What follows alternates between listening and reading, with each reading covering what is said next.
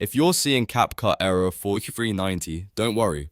This is usually a performance or cache-related issue, and in most cases, you can fix it in just a few minutes. In this video, I'm going to walk you through two of the most effective solutions: turning off hardware acceleration and clearing CapCut's cache. These steps are simple, safe, and they often solve export problems when CapCut keeps crashing or refusing to finish a render. If this tutorial helps you, please hit like and subscribe for more quick software fixes like this. Alright, let's jump right in.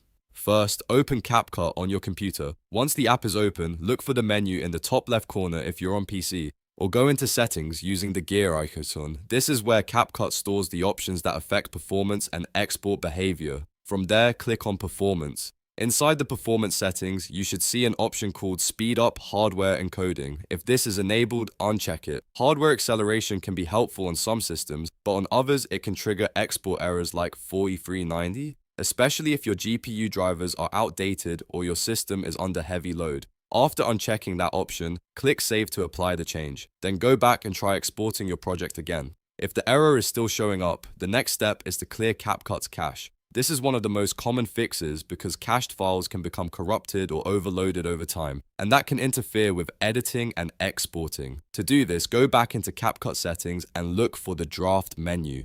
Under that section, you should see your cache size.